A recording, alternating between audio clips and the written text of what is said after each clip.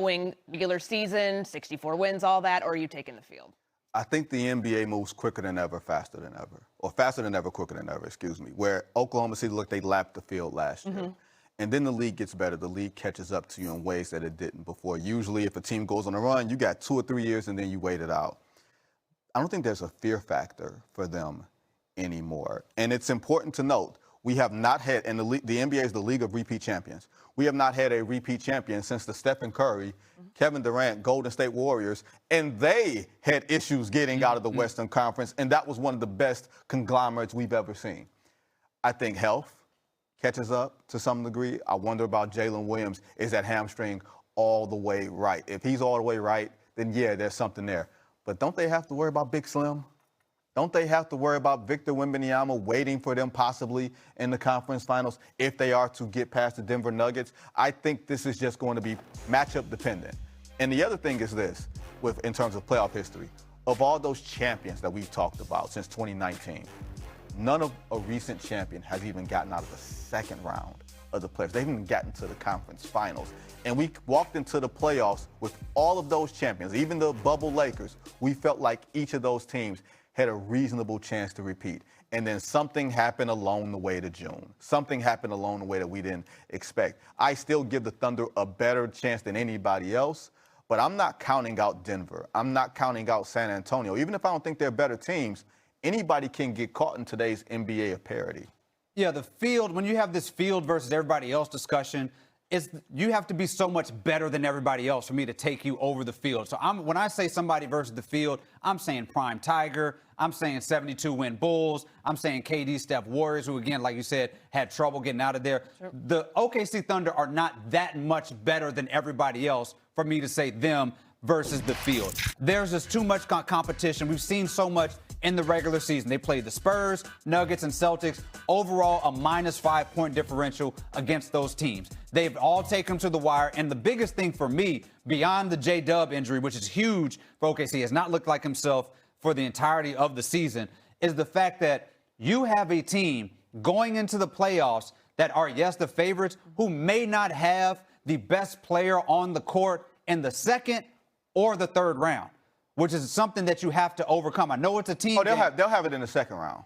Well, how things shake up, they may have it. They may have Jokic. No, they won't see Jokic or Wemby into the conference finals. Right. Yeah. So it'll be the conference finals. Right. It's conference finals. They will not have may not have the best player. May not have the best player when you talk about SGA and Jokic. Now, SGA could be somebody come clutch time who you want the ball in his hand more than anybody else. But overall, over a 48-minute span, I don't know who the best player on the court is, and that's something that should be really scary for the OKC team. I think we can say this now, and if it's the last 2 minutes of a serious playoff game, SGA is going to have the ball in his hands, and he's either going to score or get fouled.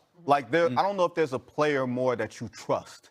Maybe even this side of Jokic, because you can double Jokic and everything else. Shea has a way of manipulating the game, and I use manipulating in an affectionate way. He can manipulate the game to where you're afraid to touch him.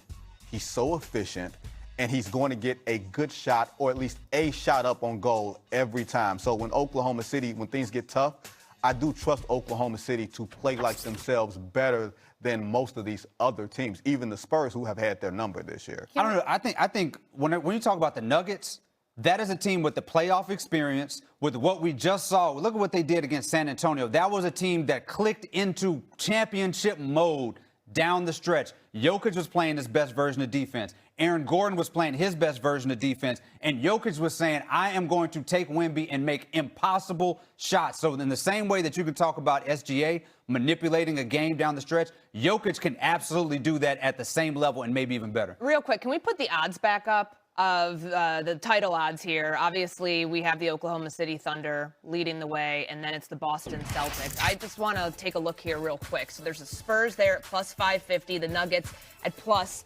850, and that's it for the Western Conference. So for both of you, because obviously they are the favorites to come out of the West. They're the favorites to win the NBA title. Who is their biggest threat in the West, Vince? Oh, their biggest threat is San Antonio. They have their number. I think the second biggest threat to get out of the West is Denver. The team that Oklahoma City does not want to see is the San Antonio Spurs, because Victor Wembanyama flat out does not like Chet Holmgren. Yes. He doesn't like that man Cologne. Like, for whatever reason, whenever he see him, you just get that look on his face. Like when you hear like a good beat or something like that, you're like, ooh, this is just something. And he dominates him.